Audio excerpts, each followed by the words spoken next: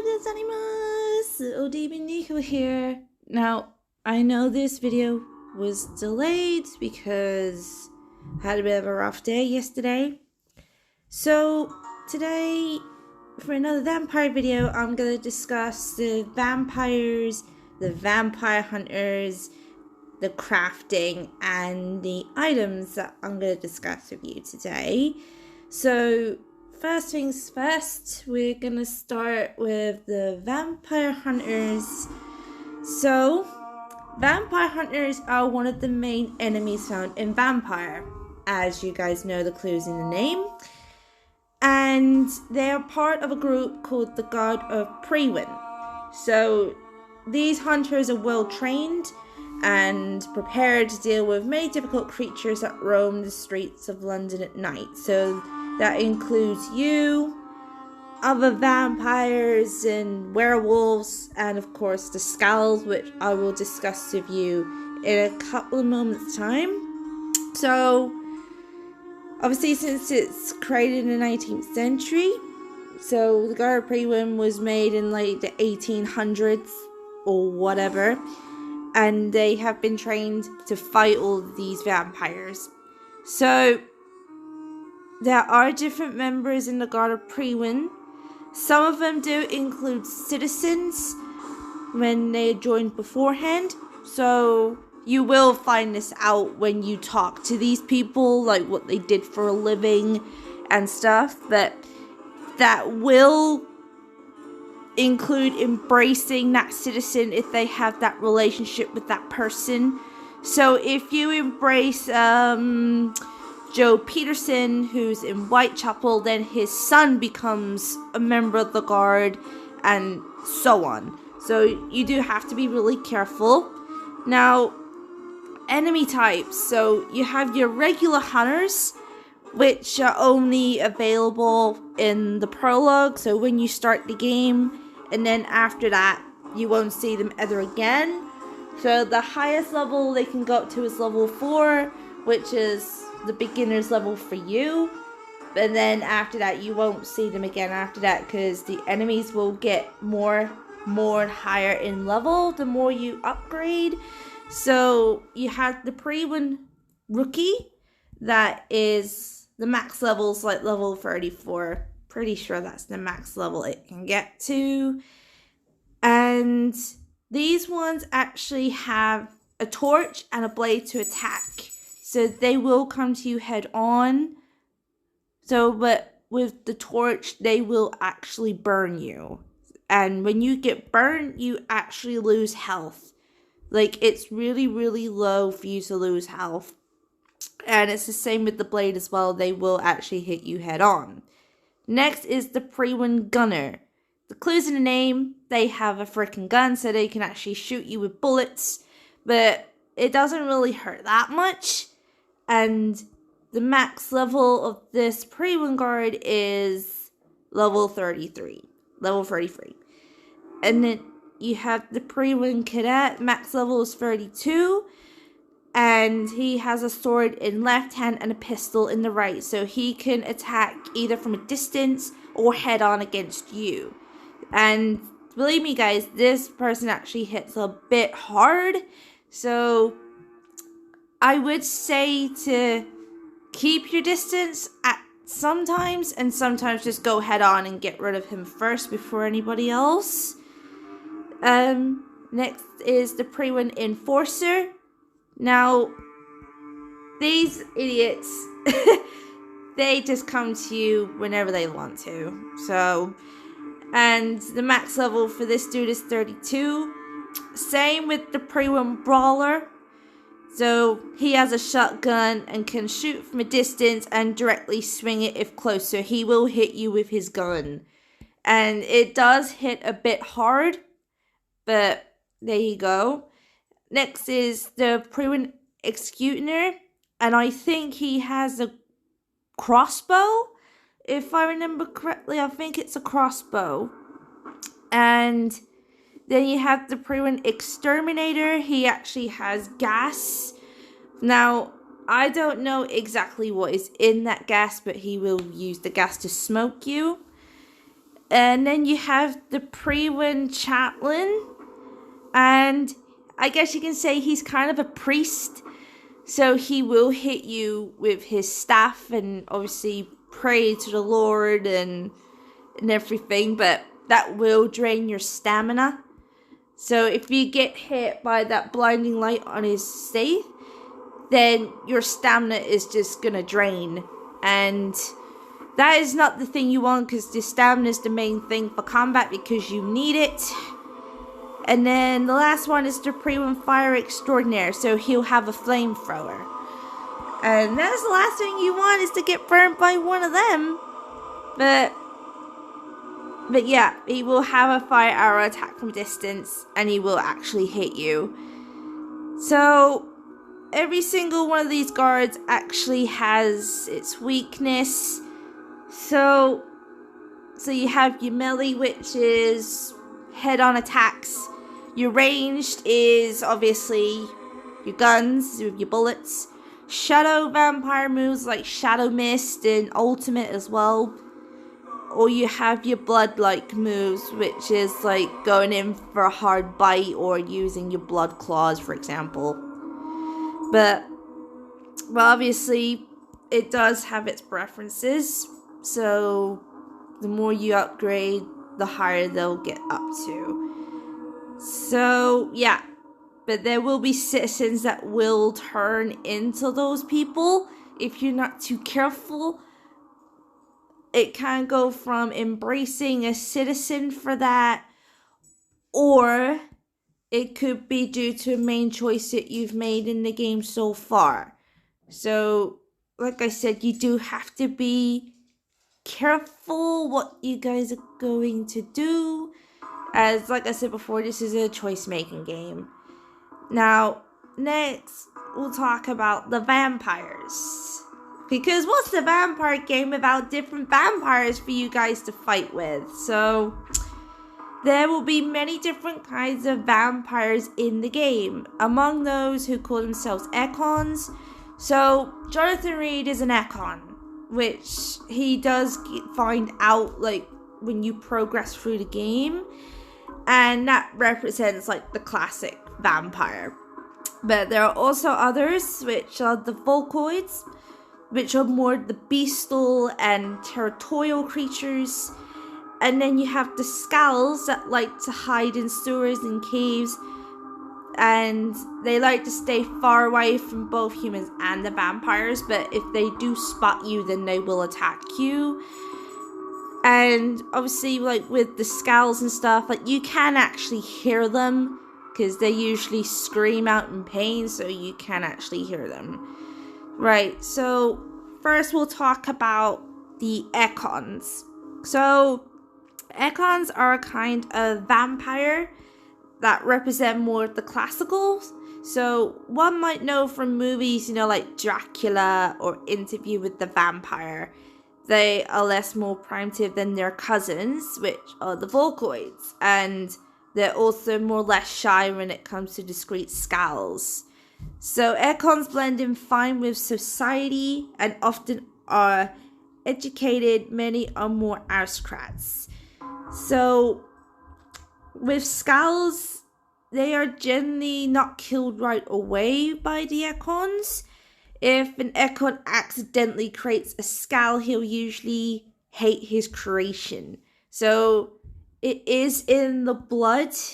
So if an Econ tries to make a skull, then sometimes that person won't be able to take the blood. They'll either die or they'll turn into an Econ, which is, well, not an Econ, a skull, which is kind of like a deformative vampire.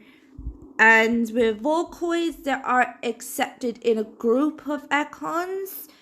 They are docile, but they're also like the wild character of them that makes them like really good bodyguards. So you will find like a couple of them out and about. So you have, now let's discuss like the Econs you can actually fight against. So you have a rogue Econ.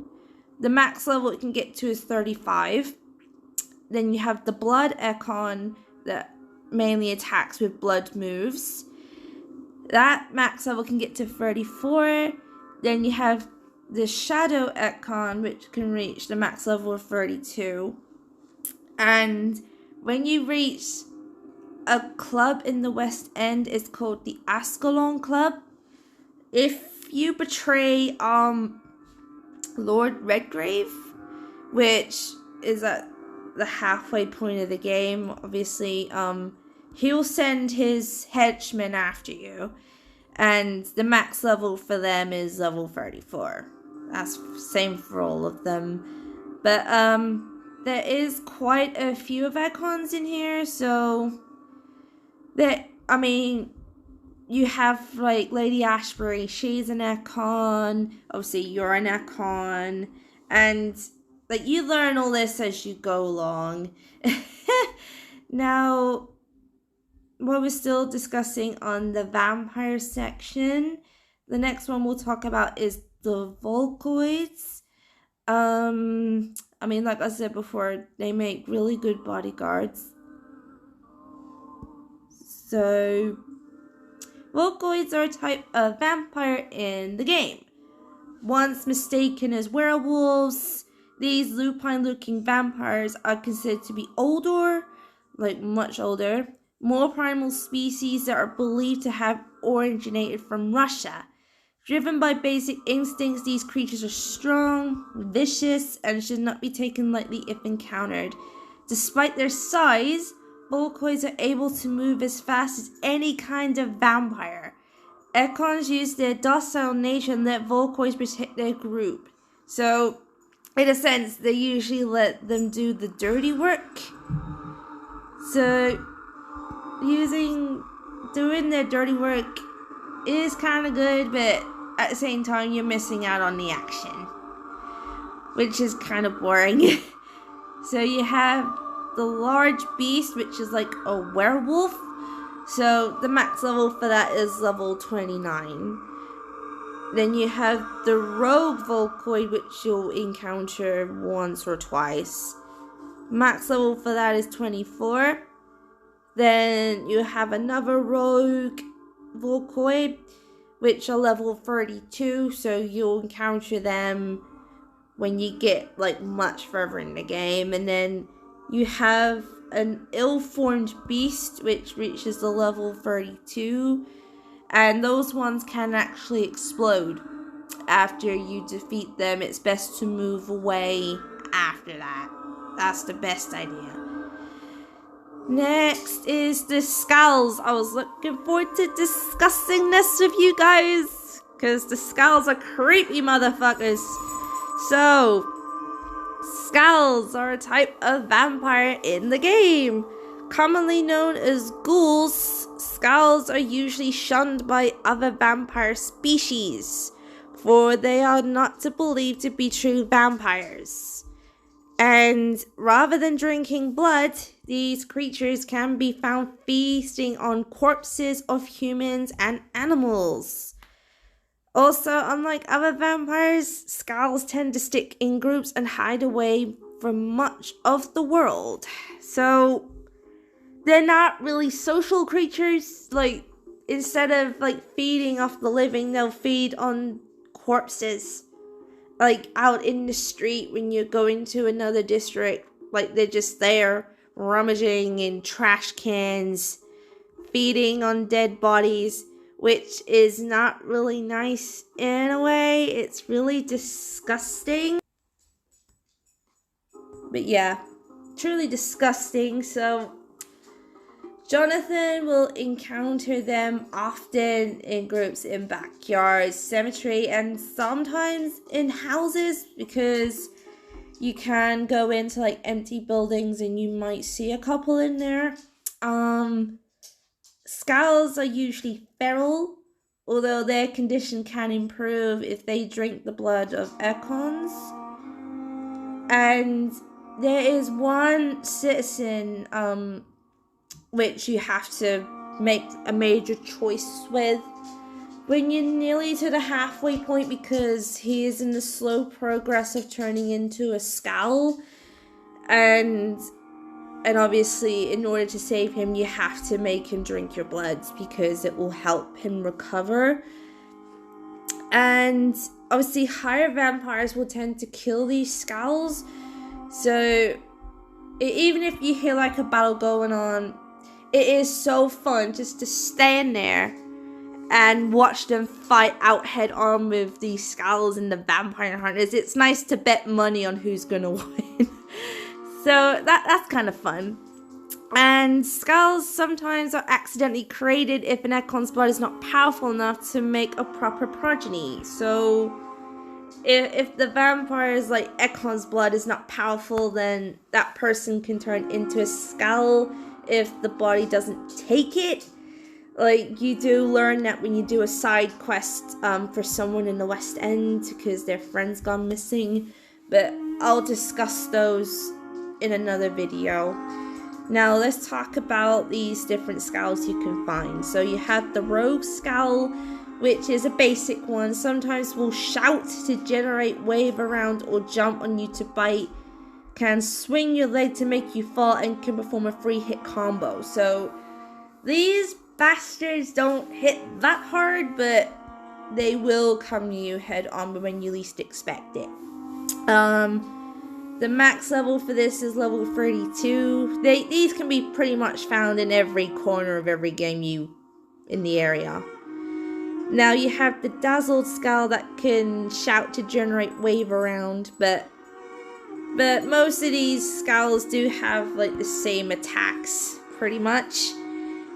And the max level for this is level 7. They're not that powerful, so you can just get rid of them next to nothing. Next is your Blinker Skulls, so they can reach the max level of 35. But like I said, all these skulls have the same attack moves, so don't have to go around talking about those.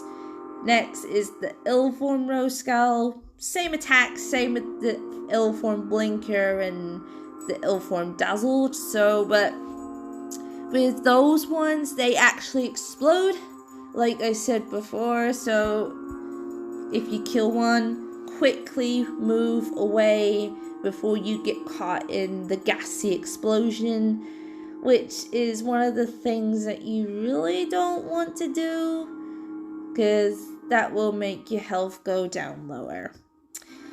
Now let's talk about the crafting. So as I said before, this game is a crafting system, and it is possible for Jonathan Reed to reuse certain items from corpses.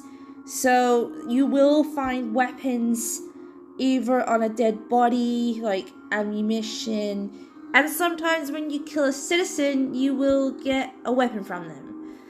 And you will find weapons everywhere in the game, like in old buildings or in abandoned places. You will find useful weapons.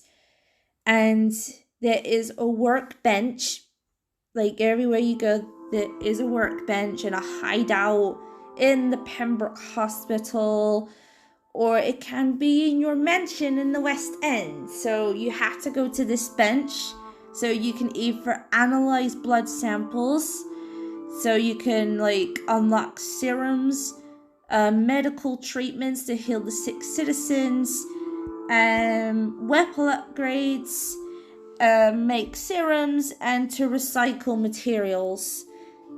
So as for the blood samples, you get the first one you get is of William Bishop, so it's like the first mini boss fight that you get. So you get the blueprints for it. Next you get the Anigermatic Formula, which is the treatment for colds, bronchitis, and pneumonia.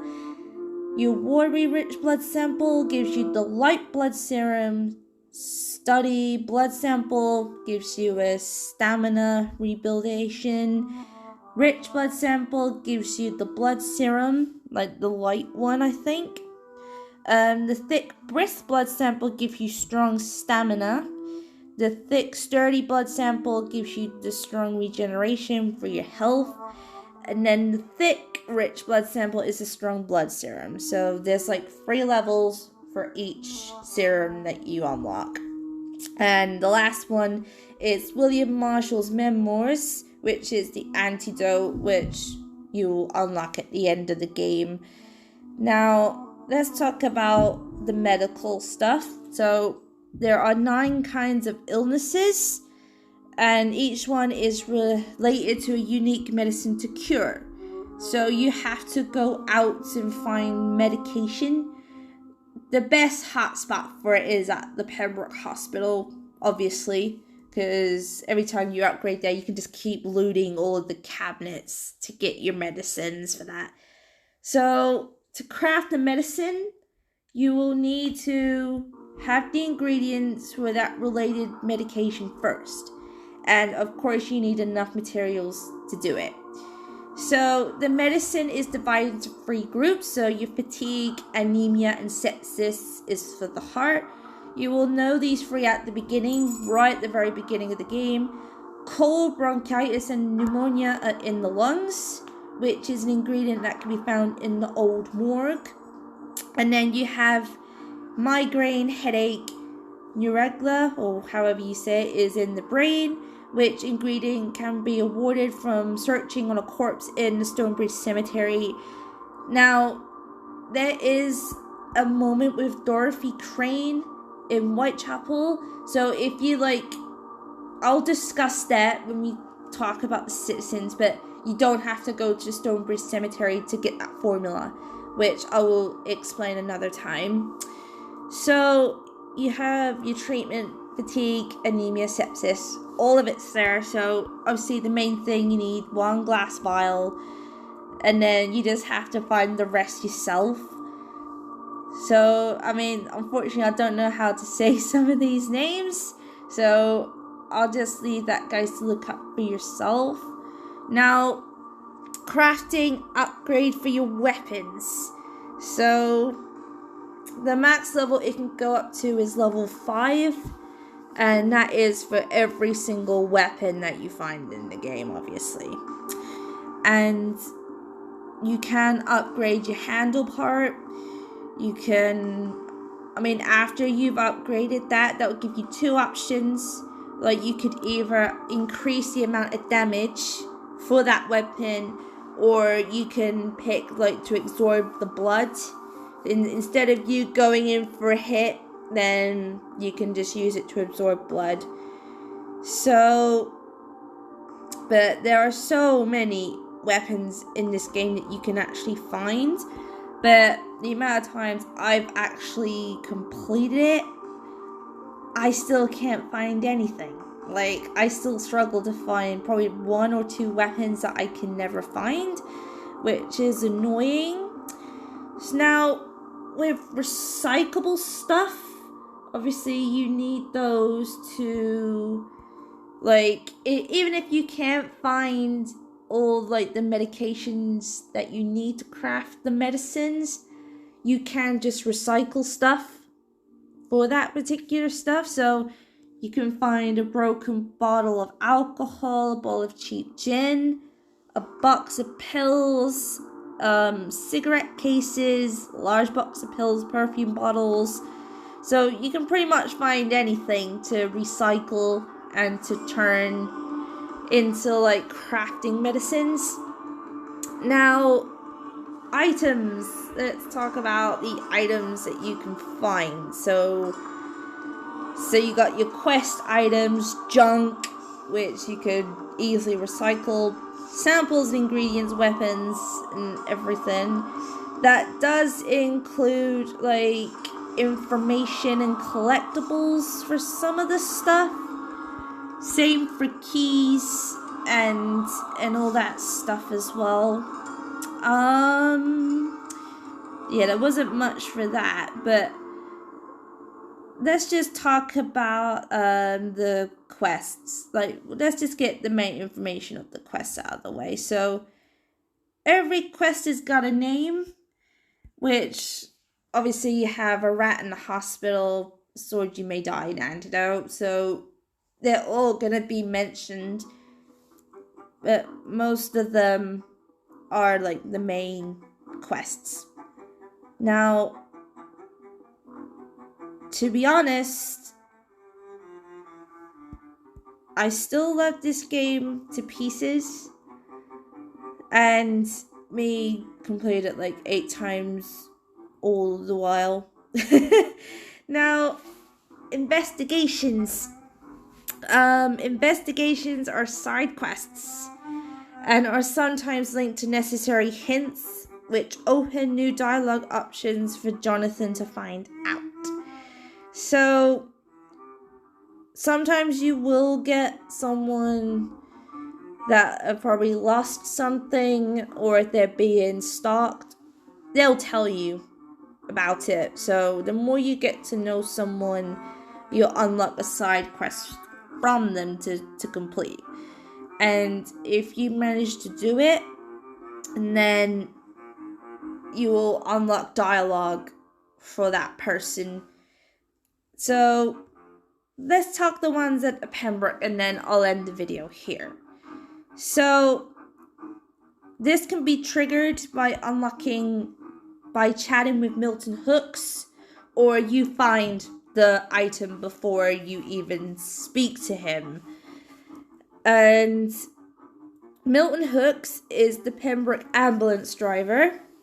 His confessed a patient he was bringing to the hospital had attacked him, and he had to escape through the facility's garden but lost his wallet while doing so. So the attacker must have been quite violent, as Milton refuses to return there anymore. And maybe search the garden to see for himself which was what was really going on there. So Jonathan had to go there to see what was going on.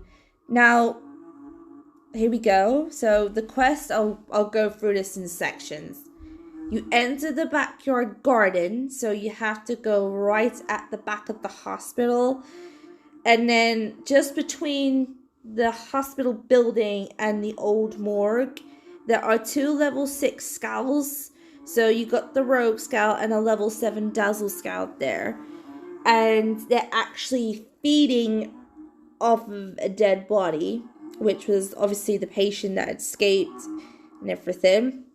And you find the lost wallet there. So you defeat the skulls and you find a photograph in the wallet beside the body. And then you bring the wallet back to its owner and then go back to talk back to Milton to unlock a new hint and finish this investigation. And the award you get is like 40 shillings and 100 XP. So you do learn as you go along about people when you do these side quests. Next one we'll talk about the missing ingredients. So the missing ingredients is one of the Pembroke Hospital investigations. Jonathan can receive this task from Dr. Thorad Strickland. Jonathan can find out the dialogue with Strickland that he's waiting for an order from the pharmacy in the docks. There, Jonathan can only find the pharmacy vandalized and the owner is gone. After this, he can return to Strickland and tell him what happened. So, I would say when you unlock this side quest, I would wait until you're a bit stronger, and when you're on your way to that section of the game, because the skull that is there, it's really strong, way strong. And so when you reach the pharmacy, you'll have to defeat the skull and loot the corpse, and there is a list. There's a list there that has what Dr. Strickland was after. And when Jonathan when he gets the ingredients and makes let's call it a serum. And he considers that opium is way too risky and offers to help improve the formula. So you can either buy the ingredients or you can find them. And after collecting them, and then Jonathan goes to the office or use the workbench in the hospital and prepare the placebo. So you can either give it to Dr. Strickland or Waverly Ackroyd. In both versions, Jonathan will receive a key and is asked to place the placebo in the cabinet. So really, you get the key the way to the office, which I didn't even know. So, description of Dr. Strickland: he's young and a daring physician who is fascinated by the science of medical advance. He is presently conducting some experiments on his own, which is not a good thing, but he is waiting for some products he recently ordered. He suspects the present storage may have been incited his supplier to sell the batch to a better doctor than him. That's why he asked Jonathan to go there and use his reputation to obtain the needed supplies. So how you unlock this is to talk to him. Like I said, the more you know a person, then it's easier that way. So you have to reach the pharmacy, which is located in the Poplar Faubourg, which is south of the bridge area. And you'll find a level 16 Skull there. I think it's the owner of that pharmacy. So you defeat the boss there, and then you loot the dead body outside the building and you'll find the list. And then you tell what happened to Thor Strickland. And then when you talk to him, you have to say your drug provider is gone, and you earn 40 XP for that. And then you gather the ingredients, and then you make the formula, and then you decide what you're gonna do with it.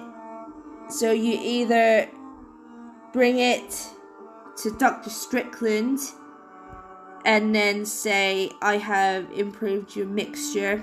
He'll give you the key to the office to put in his cabinet, or you report it to Dr. Ackroyd, and he too will give you the key to the office, but you put it in his drawer. And then after that, and then you get 100 XP for that. So it's not much of a side quest, but it's one of the longest ones. Now, the next one is The Harder They Fall. This is still the Pembroke Hospital side quests. So this is to do with Dr. Tippett's. And it's concerning the death of someone called Samuel Connor.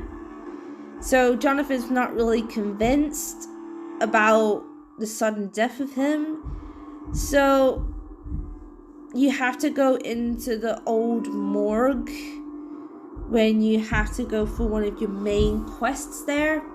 And when you go through all these rooms, you will see a dead corpse of a man in one of the abandoned rooms. So when you find it, you have to look at the cause of the death. So it's on an operation table in the old morgue, which, like I said before, there's a dead body there. And then you can just start checking, which is the lips, the chest has been opened, damaged legs and arms, the lungs, which after you check the chest, and then chest hemorrhaging, which is after you check the lungs, and that's how you unlock a hint for Dr. Tippett's. And then after you find that out, you interrogate him about the medical error. So you talk with him, and then you say about your medical error. And then you talk to Gwyneth Brannigan, who is a nurse, so she's literally in the same area as him. And then you talk to her about Tippett's medical error. So you choose what you're gonna do with it. So now you notice you can only pick one. Then after that, it's over. No matter what your choice is, you'll finish the quest. But trust Gwyneth Braggan will lose Dr. Tippett's hint, so better talk with Dr. Tippett. So if you're going to cover for his mistake in exchange for his resignation, so you unlock that hint, and then obviously you say that Jonathan Reed will cover for him, or if you tell Gwyneth Braggan that you won't reveal your error, you'll lose that hint for good. You'll never get it back unless you embrace one of them. Then that will unlock the other hint for you. And the award is 100 shillings and 50 XP. So it's really not that much. But still, though, a reward's a reward at the end of it. So now the next one is Tool of the Trade, which is another one. This is related to Clay Clocks. So he's one of the first people that you actually have to make a choice with when you first save him. So basically, Jonathan may have found an interesting way to finally see the irritating and violent Clay Clocks becomes a gentler soul of sorts. So he confesses that he wanted to receive his favorite knife. It was the one that his wife had offered him as a wedding present, and he considers it as a lucky charm. So he tells you that he left the blade in some sort of hideout. So basically you have to go and retrieve this knife. So you have to find the large knife, which is located in the Poplar Vorborg. So it's just northeast of the bridge connected to the docks. And it's alone on the river, so it's on a lower level. There are some, rooms. And one of them has a blanket which will contain the knife. You will meet a level 11 Roscal near the target location. And then you just bring the knife back to its owner. And then you just return it to Clay. And during the chat, you just give the knife back. So, you don't get much shillings from it either. So you only get 20 shillings for your time. That's not much. I need the money. Now, the next one is Wrong Target. And this has something to do with a patient. And that patient is called Thelma Howcroft. So, she's delusional. She is a delusional lady who is convinced that is already dead or undead and trapped inside a rotting body. So she claims she's a vampire, so she has mental issues. The woman claims that she's been spied on by some men who want to hunt her down because she is a vampire, but she's actually referring to the Guard of Prewin. So Jonathan can't have the risk having the hunters investigate around the hospital. So you have to find these locations. So you have to go and find out who's spying on her. So you come out of the main entrance of the hospital. Then you turn on the right. Then you go north, walking along the river. Do not cross the river because that will lead to Whitechapel. So after passing a building on your right, you'll find an entrance to this building in the back. So it's on the north side. You enter and you go up the second floor. And there will be a Prewin guard there that have been discovered. So you open the door and there will be a level 7 Prewin cadet and a level 6 Prewin rookie. So defeat them. And then find and read the survey mission on the table. On the cabinet, you will find a small bag of junk. And in a box, you'll find a common handle part. And you'll find all kinds of stuff for your upgrades. And then you'll find a local command post of the Guard of Prewin.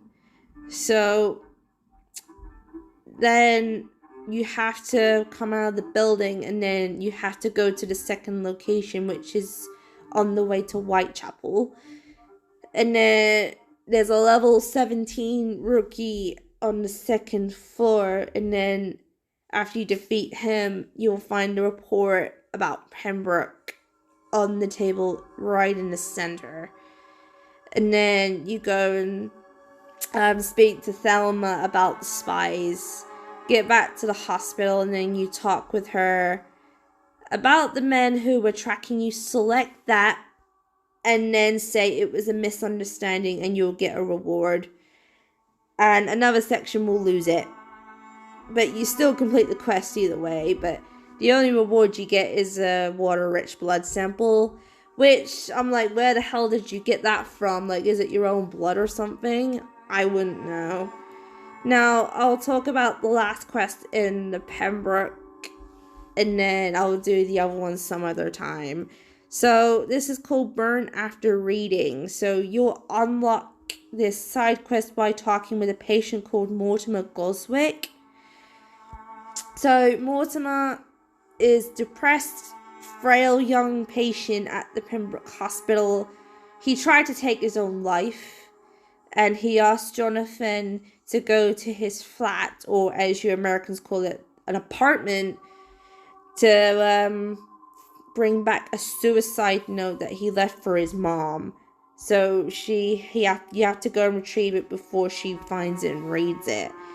So you go to his place, which is located south of Pembroke Hospital, and it's also a hideout. So when you find it, you can use it as a hideout. So there is a level 10 pre-win cadet and a level 11 pre-win rookie, which can be avoided by simply teleporting over them onto the balcony, which is right above them. This will give you like 10 XP, and a new hideout will give you 20. So you retrieve and read the suicide letter. You find it on the table just near the door. So that would give you 10 XP, and you unlock a hint for another 10 XP. So choose what you're going to do with it. So when you go back to Pembroke, you go into his room where he and his mother are. So giving the letter to either the mother or Mortimer doesn't really have a real consequence. So before leaving the room, you can find 5 shillings on the table, 20 shillings, so you can find anything.